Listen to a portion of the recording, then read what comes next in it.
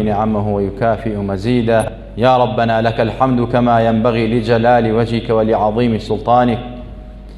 اللهم فصل وسلم وزد وبارك على منبع الأنوار سيدنا محمد الحبيب المختار، وعلى آله الأبرار وصحابته الأخيار، صلاة تحفظنا بها من شر الأشرار وكيد الفجار ومن فتن الليل والنهار. اللهم ادفع عنا الغلاء والوباء والجوع والزلازل برحمتك يا أرحم الراحمين. ئازیزان و خۆشەویستان، سەلامی خوای گەورەتان لەسەر بێ. هیچێکی تر لەو تاوانە ترسناک و هیلاکبەرانەی زبانی ئینسان کە پێویستە مسلمان و ئیماندار زبان پاک بێ، دەم بە ذکر و دوعا و سەڵاوات بێ لەسەر پێغەمبەر صلی الله عليه وسلم. ئەو تاوانانەی کەوا مایەی بە هیلاکبردنێتی، مایەی ڕسواکردنێتی، مایەی زەلیلکردنێتی لە دنیا و لە قیامەتە تەرکی کە وازی لێبێنێ لەعنەتکردن و نەفرەتکردن. لەعنەتکردن پیشە و ئاکاری زۆرێک لە خەڵکە بەڕاستی بە ئاسانیش ئەیگرێ، بەڵام دەمی وەکو چۆن مەسەلەی گوێن ئەدا کوفرەکە هەندێک جار ئاواش لەعنەت ئەکا لە ئینسان، لە حەیوانات، لە دار و لە بەرد و لە حەشەر و لە بەشەر، و بە ئاسانی ئەیگرێت، نازانێت تاوانێکی زۆر گەورەیە، تاوانێکی زۆر خەتەرە، بەڕاستی گوناهی کەبیرەیە و دوعایەکە بە شەڕ کە لەو کەسە ئەیکەی ئەو کەسە ئەبەیتە ڕیزی شەیتانەوە، و ئەگەر شایستەی بێ، ئەگەر شایستەی نەبێ بەڕاستی ئەو لەعنەت و نەفرەتە ئەگەڕێتەوە بۆ خەت. لەعنەت و نەفرەتکردن یعنی دوعاکردن بە شەڕ لەو کەسە بە دوورخستنەوەی لە ڕەحمەتی خوا، لە بەرەکاتی خوا، لە بەزەی و سۆزی خوا. کاتێک تۆ ئەڵێی لەعنەت لەو شتە بێ، لە دار، لە بەر، یان لە مەخلوقات دروستکراوەکانی خوا، لە ئینسان، ئەو لەعنەتە بەڕاستی یعنی ئەو کەسە دوور بێ لە ڕەحمەتی خوا، ئەو کەسە قابلی سۆز و بەزەی خوا نییە. ئەمە زۆر تاوانی گەورەیە کە تۆ ئەم دوعا شەڕە ئەەکەی، چونکە شەیطان قابلی لەعنەت بوو، خوا لەعنەتی لێکرد، نەفرەتی لێکرد. بۆیە من و تۆی مسلمان ئەبێ دەم پاک و دەم بە ذکر و دوعا و سڵاوات بین، نەک دەم بە گوێن و لەعنەت بین. خۆشەویستان، سەیریکەین بزانین پێغەمبەری خوا چی ئەفەرمێت. هەڕەشەی ترسناکەکە لەو کەسانەی کەوا دەم بە لەعنەت و نەفرەتن. هەموو لایەکمان ئەزانین، بە تایبەت ئافرەتان زۆر کەلیمەی لەعنەت بەکارێنن. پێغەمبەر ئەفەرمێ صلی الله عليه وسلم: لا تلاعنوا بلعنة الله ولا بغضبه ولا بجهنم. ئەم حەدیثە ئیمامی ئەبوو داود و ترمذی ڕوایەتیان کردو ڕەزا و ڕەحمەتی خۆیان لەسەر بێ. پێغەمبەری خوا ئەفەرمێت لەعنەت مەکەن بە لەعنەتی خوای گەورە لە مەخلوقات و دروستکراوەتی خوا، لە ئینسان و حەشەر و بەشەر و دار و بەر. ئەنجا ئەفەرمێت بە غەزەبی خوا دوعایان پێ مەکەن، بڵێ غەزەبی خوا لەسەر بێ، یا خوا بخاتە ناو جەهەنەمەوە. ئەمە زۆر خەتەرە. پێغەمبەری خوا ئەفەرمێ صلی الله عليه وسلم: چونکە ئینسانی مسلمان المؤمن ليس بلعان، وەکو لە ڕابردوو ئاماژەمان پێکرد. حەدیثەکەی ئیمامی ترمذی ڕوایەت کرد. پێغەمبەری خوا مسلمانی کامل چییە؟ وەک چۆن ئەفەرمێ: المسلم من سلم المسلمون من لسانی ويدی. مسلمانی تەواو ئەو مسلمانەی خەڵکی لە دەست و زبانی ڕازی بن. یەکێک لەو تاوانە قێزەونانەی زبان لەعنەتکردنە. بۆیە پێغەمبەری خوا فەرمێت ئینسانی مسلمان لەعنەتکار نییە، لەعنەتکەر نییە، نەفرەت ناکات لە هیچ شتێک. پێغەمبەری خوا فەرمێت: إن أبغض الله، إن أبغض عباد الله إلى الله كل طعان ولعان. ئەفەرمێت ئەو کەسەی کە لای خوا زۆر قێزەونە، بغزێنراوە، خوا ڕقی لەو کەسە ئەبێتەوە لە ناو بەندەکانی خۆیان، کەسێکە بەڕاستی دائیمە دەمی بە نەفرەت بێت، لەعنەتکار بێ، تانەدەر بێ، گوێندەر بێ. جا لەعنەت ئەو کەسە والەیەکە کە بتکا بە دوژمنی خوا، دوورت خاتەوە لە ڕەحمەتی خوا. لەعنەتکردن وات لێیەکە خوات تووڕە ئەبێلێت، خوا غەزەبت لێ ئەگرێت. خۆشەویستان، پێغەمبەری خوا فەرمێ صلی الله عليه وسلم: لا تلاعن ما تلاعن قوم قط إلا حق عليهم القول هيج قومك هيج قال لك نية كوا أقل لعنت ليكتريب كان نفرت ليكتريب كان وكو تجمعين رابردوت من جويندان بنامبر يكتريب نو جوينا كان شال لعنت ليكتريب كان إلا أو لعنة أقرته بأخوان شنك پیغمبر إخوة صلى الله عليه وسلم لحديث صحيح أفرميت لعنت كردن ككسك الله مسألة فلان حيوان ملعونة يا فلان كس لعنتي ليه يان لباكا جوا كرشبايا كابراتو لا لعنت مثل اللبا يا جون بباء دا يا مثل جون بزمان دا جون بدهر وزمان دا لعنتي ليك پیغمبر إخوة من أو لعنتك أو كسيكا لمخلوقات إخوة لإنسان لحشر لبشر لحرشك أو لعنتك أكريت أو لعنتك أروات آسمان درقا كاني آسماني لداخراوة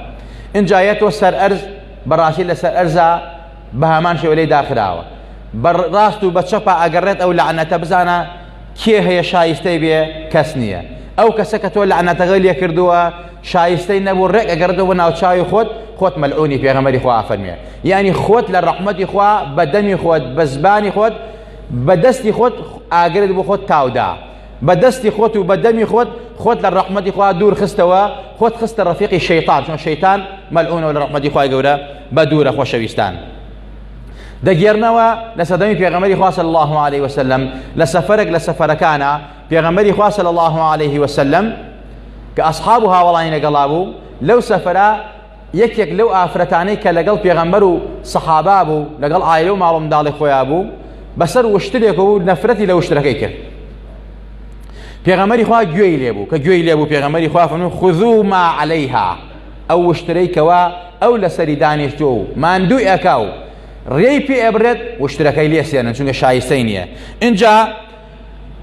ودعوها دوري شيخانو آفرت لكور كومالي إيما لبرخاتيشي فإنها ملعونة چونك ملعونة بهوي چيوا بهوي أو نفردو كردي لو حيوانة بيزبانة لو اشترا كإسفادي بيجينو لعنتي بليكر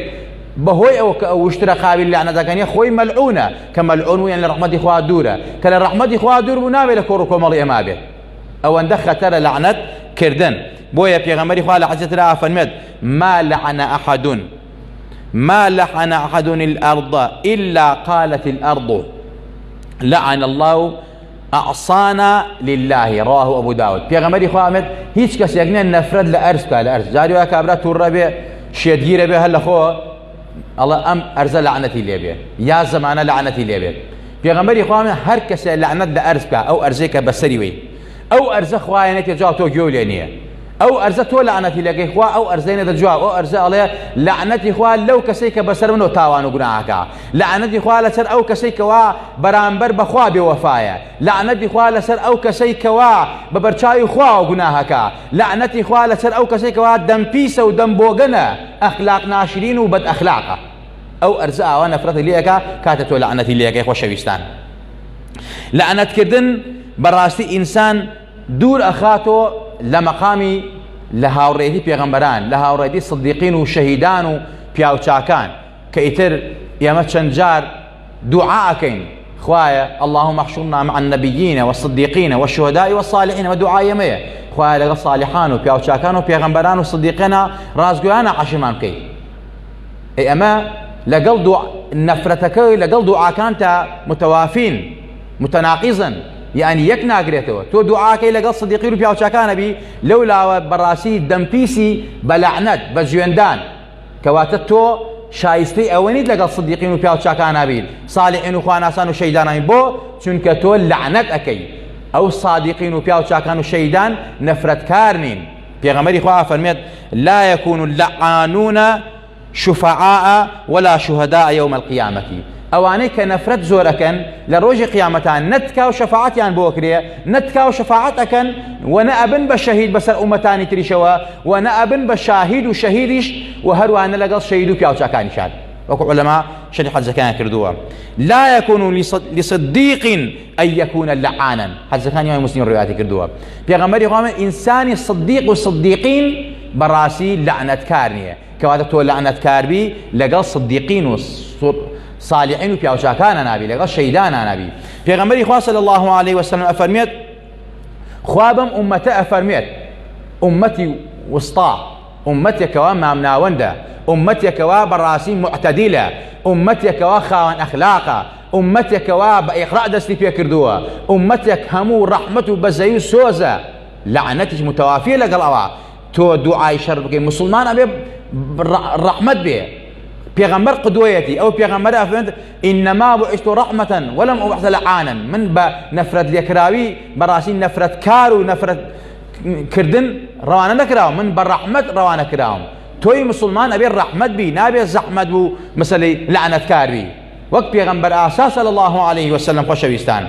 خوا أمتي بأمتي وسطانا وبردوا وكذلك جعلناكم أمة وسطا لتكونوا شهداء على الناس ويكون الرسول عليكم شهيدا. أما السورة بقرة صوت الوسير خوا فرميت إيما وكذلك جعلناكم أمة وسطا إيما كردوا أمتك ما مناون أمتك براستي معتدل بن زيادة روينكن إفراط تفريطنكن عقيدة وبيرواورتان باك بأخلاقتان برز بيه بسوز وبزيبن برانبر بإنسان وحشر وبشر همو مخلوقات ودروس لا وكان إخوة دم باك ودايبن باك بن براسي خوشويستان بو لبرخاتي وي أمتك معتدل وعادل ودات برورة لروج قيامتها أخوائي كات الشهيد بسر أمتاني تريش شوا چونك الشهادة دا هو پیغمبران تريش إما عقيدة وبيرواور مانوايا العقيدة وبنشيني باوري إما أوي إيمان بهم پیغمبران هي ولا نفرق بين أحد جاوزني وأنا ناقين كواتا إما الشهيدين بس أمتاني تري شوا عادل دات پرورين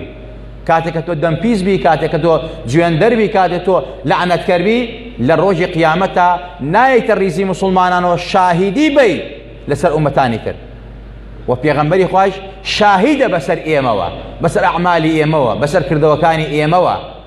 جاكاتك تو لعنة كاربي نأبي بشهيد نلقى شهيداناي ونشاهدي شي ونبيغمري شاهدي بودا چونك تو بلعنة كردن خود در كردوا لمقام الشهداء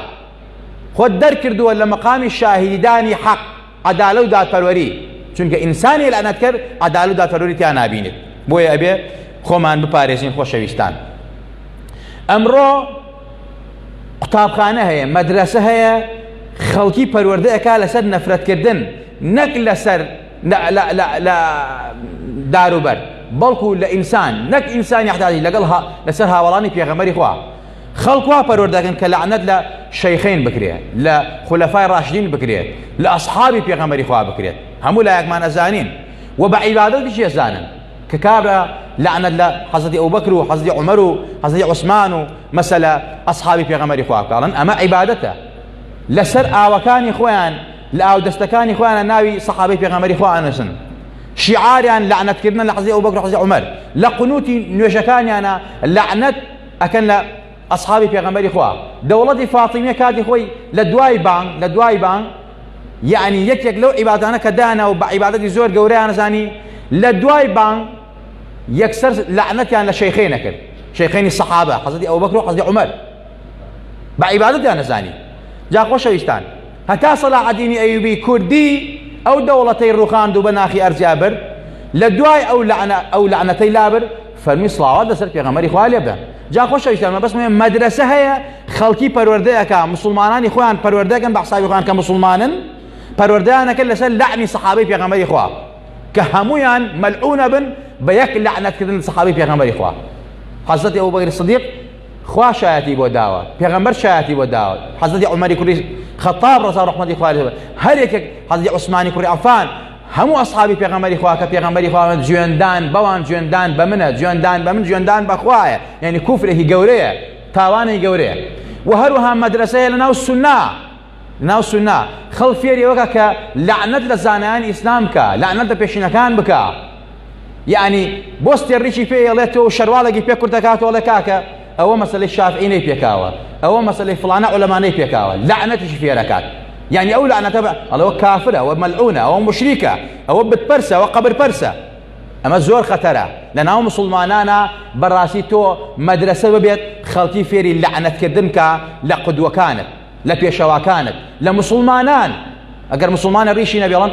أو مسلمان ملعونة أو أبو الريشينية أو مسلمان الشروالقي كرتنية أو ملعونة أما صفتي خوارج كان چون خەواریجەکان ئەمەیان بەرامبەر بە حەزی عەلی و ئەسحابی پێغەمبەری خوا کرد. خۆشەویستان، بۆیە لە ناو مسلمانانە بۆیە پێغەمبەری خوا ئەوەندە بە ترسناکی باسی لەعنەتەکە کە مسلمانان بێ ئاگادار بن لە لەعنەتکردن لە یەکتری، نەفرەت لە یەکتری نەکرد. ئەو لەعنەتە ئەوەندە عام بووە ناو کوردەواری خۆشمانە، ناو کۆمەڵگا ئیسلامیەکانە، جگە لەو مەدرسە ساختەچیانەی کە دروست بوون بەناو دینەوە، بەناو حوبی ئال و بەیتەوە خەڵکی فێری لەعنەتەکەن، بە هەمان شێوە لە ناو کولتوری نەتەوەکانیشا خەڵکی دەمی بە لەعنەت و ژوێن فێر بووە. لەعنەتکردن ئەوەندە بووە بە عادەت ناو خەڵکیە،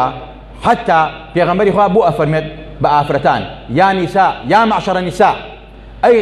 گرۆهی ئافرەتان زۆر خێرکەن، چونکە یەکێک لە تاوانە گەورەکانی ئێوە ئەوەیە زۆر نەفرەت ئەکەن. جا ئافرەتی کوردەواری باشش نازانێ بڵێ لەعنەت، ئەڵێ لەعنەت خۆی یعنی هەنگ.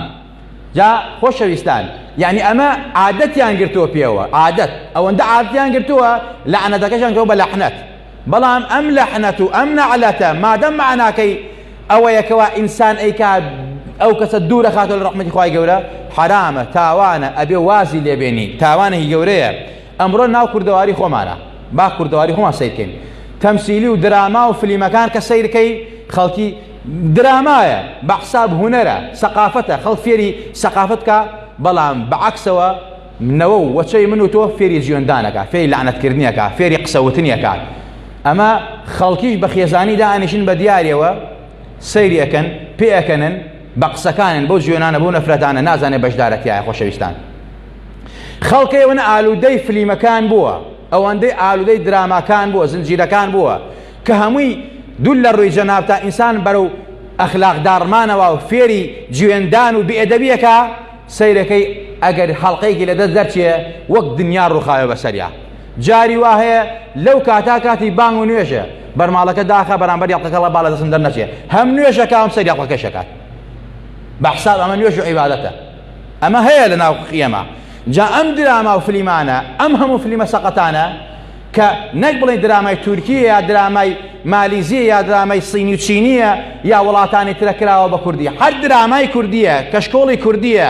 فلیمی کوردیە کراوە بە کوردی، بەڵام سەیرەکەی جوێن ئەدا، سوعبەت ئەکات، سوعبەتەکانی وی جوێنە. ئەو مناڵی من و تۆ وەچەکەی من و تۆ لە ناو کۆڵانە دووبارەیەکەنەوە بەرامبەر یەکتری کە دووبارەیان کردەوە فێری جوێندان و فێیلام. ئەمە سەقافەت نییە، ئەمە ڕووخاندنی مجتەمەعە، ڕووخاندنی ئەخلاقە، ڕووخاندنی کۆمەڵگایە. جا خۆشەویستان، وەک لەعنەتکردن صیفەتی ئینسانی مسلمان نییە، کارێکی باش و جوان نییە، ئینسان لە ڕەحمەتی خوا دوورە خاتەوە و تاوانێکی زۆر گەورە و قێزەونە، ئینسان بە خۆشی نازانێ، دوعای شەڕیش لە هەموو کەسێک بە فڵانە کەس بڵێ یا ڕەبی خوا بخاتە جەهەنەم، یا ڕەبی لاشەی ساق نەبێ، یا ڕەبی داوەشەی، یا ڕەبی دارزەی، ئەمانەیش مەسەلەی یا ڕەبی خوا ئاوات لێ بکە. ئەم دوعا شەڕانەیش عینی لەعنەتەکە و عینی جوێنەکە وایە، کەواتە وەک بە لەعنەت تاوانبارە بی، بەو دوعا شەڕیش تاوانبارە بی. بۆیە دائیمە ئەهلی عیرفان، خواناسان، دۆستانی خوا بەڕاستی لەو فەرمایشتەی پێغەمبەری خوا کە فەرمێت لا تەسوبوا الشەیطان حتا جوێنی بە شەیطان مەدەن، یان دەمت وا ڕامێنە کە لەعنەتی لە شەیطان بکەی، چونکە ئەو لەعنەتە وای لێتێ لە ئینسانیش بکەی، لە حەیوانی بکەی، لە دار و بەردی بکەی، کە ئیتر وات کرد بەڕاستی خۆت مەلعون ئەبیت و لە ڕەحمەتی خوا بەدوور ئەبی و دوعای شەڕ قەت مەکە. بۆیە ئەگەر کابرا زاڵمە، ستەمکارە، حەق دەخوا، ماف دەخوا، دوعای شەڕی تێ مەکە. یەکەم جار پێغەمبەر ئاسا دعای هدایەتی وەبکە، اللهم هدی قومی فإنهم لا يعلمون. ئەمە صیفەتی پێغەمبەری خوایە. دوعای انتقامی لێ مەسێنە، دوعای شەڕی تێ مەکە، چونکە ئەو دوعا شەڕە ئەگەڕێتەوە بۆ خۆت، بۆ ئەولادی خۆت، بۆ ماڵ و منداڵی خۆت. ئەگەر دوعای خێری و هدایەتی وەبکە، ئەو دوعا خێرە چەند بۆ ئەوە بۆ خۆشتە خۆشەویستان. کەواتە وەکو چۆن بە لەعنەت ئینسان تاوانبارە بێ، بە دوعای شەڕی ئینسان تاوانبارە بێ و گوناهبارە بێ، ئەبێ زۆر ئاگاداریەوە بین. سەڵێن فڵانەکە زاڵم و ستەمکارە، ئەوە بۆ دوعای شەڕی تێ ناکەی، گوناهبارە بێ دوعای شەڕی تێ بکەیت. حتى ئەگەر دوعای شەڕی تێ بکەیت، لەسەر ئەو زوڵمە بمرێ، لەسەر ئەو کوفرە بمرێ، لەسەر ئەو تاوان و مەعسیەتە بمرێ، مەسەلەی کابرا زیناکارە، عەرەقخۆرە، زاڵم و پیاوکوشە، تۆ دوعای تێکەی لەسەر ئەو زوڵمە بمرێ. عولەما و زانایان ئەفەرمون ئەو دوعا شەڕی تۆ وای لێ کرد بێت کە بەردەوام بێ لەسەر ئەوە مرد بێت، ئەزانی تۆ بەشداری لەو تاوانەکە وا کردوێتی، مادام لەسەر ئەو زوڵم و تاوانە، ئەبێت تۆ دوعای هیدایەتی وە بکەیت. پێغەمبەری خوا من ئینەما بعثت ڕەحمەةً وەلەم ئوبعث لەعانًا، من بە ڕەحمەت ڕەوانە کراوم، نەک بە نەفرەتکردن. خۆشەویستان، وەکو چەند جاری دیری باسمان کردووە، شێخ معروفی کەرخی ڕەزا و ڕەحمەتی خوای لەسەر بێ جارێک لەسەر کەنارەکانی دیزلا دانیشت بوو لەگەڵ کۆمەڵێ مرید و مەرسوو و تەلەبە و قوتابەکانی خۆیان لەو کات و ساتە کۆمەڵێک گەنجیش لە بەرامبەریا لە کەناری دیزلا سەریان گەرمە کرد و بایان ئەدا و ڕەقسیانە کرد و گۆرانیانەوت و عەرەقیانە خواردەوە یەکێکیش لە مسلمانێکی تونڕەوەکو چۆن مسلمانی تونڕە ئەمڕۆ زۆرە ئیتر خۆی دوور کات نوێژەکە سوجدەیە با وازانەی تر لە عەرشی عەلایە مەرتەبەی نازانێت لەوەچی ئەو عاقیبەتی لەم باشتر بێت چونکە عاقیبەت مەجهولە مەغرور ئەبێ بە سوجدەکەی خۆی بەڵام کابرایەک ئەبینێ لەسەر ئەو جادە سەکرانە سەرخۆشە بەڕاستی لەوەچی ئەو کەسێک کە سەکرانە و سەرخۆشە یعنی بەخۆی شافێتەوە خۆشی بە تاوانبار بزانێ مادەم ئەمە لە ناخیا هەیە ئەم کەسە عەرەقوەرە لەسەر ئەو جادە کە خوایەکەی و ئەترسێ لێی و ئەمەی خۆشی بە گوناه ئەزانێ لەوەچێ زۆر لەو مسلمانە باشە کە مەغرور بووە بە سوجدەکەی خۆی جا لەو مسلمانانە زۆرن بەڕاستی مسلمانە لەو مسلمانە لە قسمەتی شێخ معروفی کەرکا بوو فەرمی قوربانەوە بۆ دوعای شەرع لەمان ناکەی خوا نۆغڕیان کاو بیابن بەناخی ئەرزا و ئەمانە مەلعونن شێخ معروفی کەرک تووڕە بوو لێی فەرمووی چۆن مەلعونن چۆن نەفرەتیان لێ یەکەی چۆن ئەزانی ئەمانە عاقیبەتیان باش نابێ خوا هیدایەتیان نادا فەرمووی بڕۆن دەستنوێژ بگرن با دوعا بکەین چون دەستنوێژیان گرت و کاقەلەسات چاوەڕێ ئەو شێخ معروفی کەرخی دوعای شەڕیان تێ بکە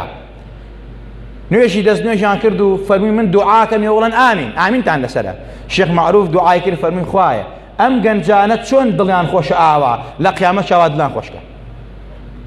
ئەوانەی شوادەوری زۆر عەجیبیانە ئەوتیان قوربان ئێمە ویستمان دوعای شەڕی تێکەیسە تۆ دوعای خێری بۆ کردن ئەڵێ خوا لە دنیا چۆن دڵیان خۆشە لە قیامەت دڵیان خۆشکە جا چۆن شتی وابێ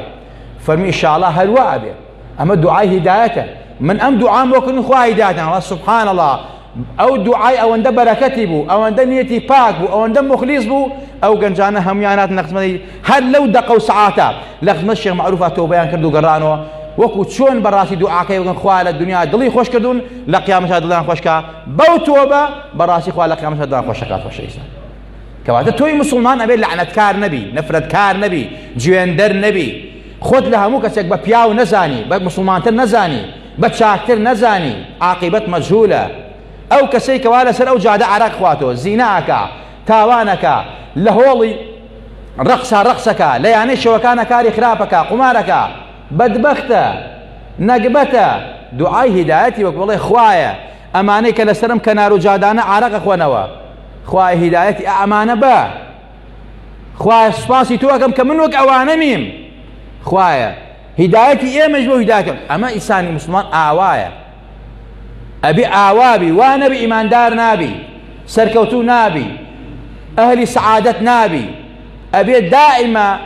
چاوەڕێی ڕەحمی خوا و سۆز و میهرەبانی خوابی عەمەل و کردەوەکان لە بەینی خەوف و ڕجا بێ خوا یەک سوجدە لێ قبوڵکە زۆرە بە نوێژی زۆر نییە بە عیبادەت زۆر من ناڵن زۆر مەیکەن زۆر بیکەن حتا ئەتوانی سوجدە بەرە حتا ئەتوانی نوێژ بکە تەسبیحات بکە بەڵام لەگەڵ ئەوەشا بەمانە مەغرور مەبە خوا یەک سوبحانە لێ قبوڵکە یەک سڵاوات لێ قبوڵکە بەستە لە دنیا و لە قیامەتە ئەبی بە ئەهلی سەعادەت بۆیە ئەبی هەمیشە و دائیم تۆ مسلمانێکی دەم پاک و داوێن پاک بی خەڵک بە کافر نەزانی و نەفرەت لە خەڵک نەکەی و هەروەها خۆیشت بەکەم بزانی لە ئاستی هەموو بەشەرێتە کەسێکی خراپە دوعای دایەتی بکەی خوای گەورە لە هەموو لایەکمان خۆش بێ خوا لە هەموو لایەکمان ڕازی بێ یا ڕەبی خوایە لە گوناه و تاوانەکانمان خۆش بی دەم پاک و داوێن پاکمان کەی لە گوناهی خۆمان و باوکو دایکمان خۆش بی لە خۆمان و باوکو دایکمان ڕازی بی یا ڕەبی خوایە عاقیبەتمان بەخێر بێڕی بە ئیمان و مانشێنمان برن و زیندومان کەرەوە یا ڕەبی خوایە گیان لە بەڵا و لە موسیبەت و لە فیتنە و لە وەبا و نەخۆشی و ناخۆشی و لە هەموو سەیل ئەسقام و نەخۆشینی خراپ خۆمان و خاک وڵات و نیشتمان و خانەوادەمان پارێزاوکەی ئەم وەبا و نەخۆشیێکەوە ڕووی لە وڵاتی هەموو جیهان کردو هەموو سەر ئەرز کردو خوایە لە هەموو سەر ئەرزی نەیەڵی یا ڕەبی خوا لە سەر ئەرزان نەیەڵی یا ڕەبی خوایە گیان هەموو مرۆڤایەتی لێ ڕزگارکەی یا ڕەبی خوایە لە دەپاڕێنەوە بە ئیسمی عەزەمی خۆت لەبەر خاتری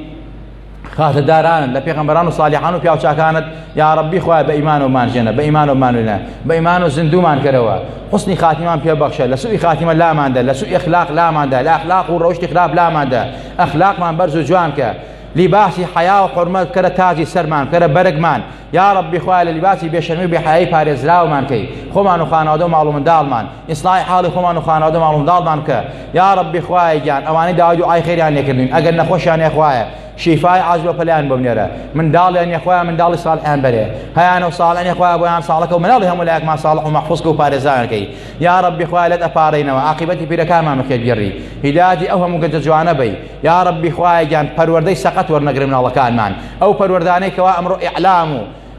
ئەولەمە و جیهانگیری بانگەشەی بۆەکە خوایە ماڵ و مناڵمان لەو بێحەیاوی بێشەرمێ پارێزراوکەی یا ربی خوای گیان حیا و حرمەتمان پێ بەخشە یا ربی خوای بەو حیا و حرمەتەوە بمانژێنە و بمانبێنەوە زیندومان کەرەوە یا ربی خوای لێت ئەپارڕینەوە بە ئیسمی عەزەمی خۆت ئەوەی کەوا باشە و هاوکارمانە و دۆستمانە و دۆستی دینەکەمانە دۆستی ئەخلاق ڕۆژمانە خوای هیدایەتی بەی یا ربی خوای گیان ڕەحمی پێ بکەی یا ربی خوای ئیستیقامەت پێ بەخشی بە ئێمەشی بەخشی ئەوەی دوژمن بە دینمانە دوژمن بە خاق و وڵات و نیشتمانمانە دوژمن بە کولتورمانە